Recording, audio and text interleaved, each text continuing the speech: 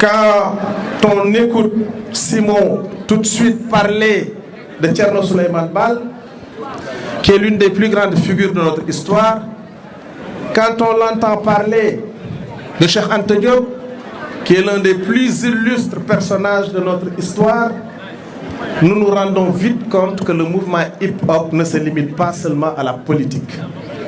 Culturellement, le mouvement joue un rôle extrêmement important. Oui, Thierno Souleymane Baal a précédé la Révolution française, puisqu'en 1776, la révolution qu'il a instituée ici au Sénégal, n'oublions pas qu'il nous vient, son érudition nous vient de l'université de Pire, ici dans le Kadior. C'est là où il a étudié avant de partir. C'est là où il a préparé sa révolution d'ailleurs.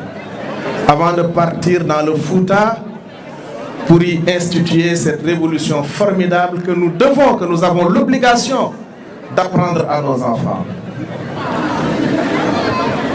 Oui, il a précédé 1789. De la même façon, dans le Kadior, en 1647, avec le règne du Damel Daoudemba Khourédia Fall, fils de Samba Tako, le Kadior a connu le premier impeachment du monde. Ça aussi, il faut bien que les Sénégalais le sachent, les Africains le sachent, que le monde entier le sache. On a souvent l'habitude de nous dire que la démocratie nous venait de l'Occident. Non, je regrette. L'Afrique ne peut pas être le berceau de l'humanité sans être le continent précurseur de toutes les avancées de l'humanité. La première civilisation a eu lieu ici en Afrique. Et c'est le fait de gens qui sont aussi noirs que moi et vous.